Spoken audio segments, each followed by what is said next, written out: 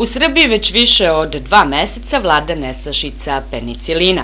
Ovog leka još od prošle godine nema ni u palanačkim apotekama, domu zdravlja i bolnici. Dobar dan, Žika od apoteka Zdravlje Palanka.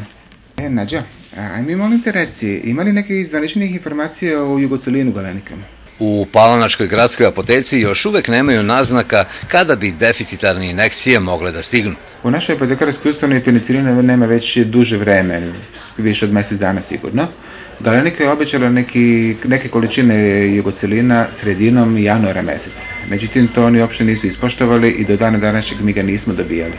Neke male količine koje smo dobili iz nekih rezervi su bile početkom januara, ali to je bilo stvarno neke beznačajne količine i do dana današnjeg ih nismo dobijali. Nešto više informacije ću verovatno imati do kraja nedelje o tome. Lek koji je na tržištu deficitaran od oktobra meseca prošle godine još nije stigao do primarne zdravstvene zaštite, gde je i najveća potrošnja jugocilina.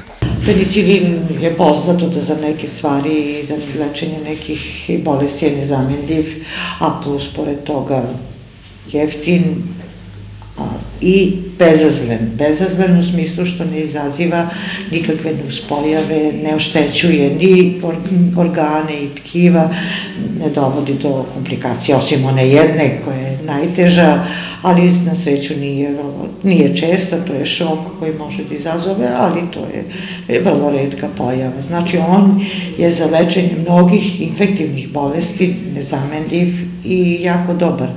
Sada zašto je nestašica nastala, to uopšte ne znamo o čemu se radi, da li je to nestašica sirovine ili u proizvodnji neki zastoj, ali imamo obećanje da će možda do polovine februara da stigne.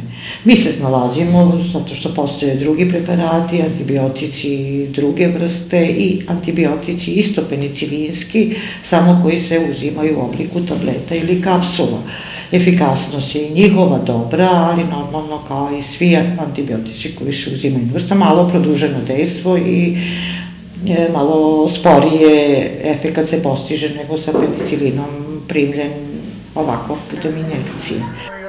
Kako smo saznali od dobro obaveštenih farmaceutskih izvora, proizvodnja ovog leka stavljena je na tihi hod, dok na snagu ne stupe nove više cene.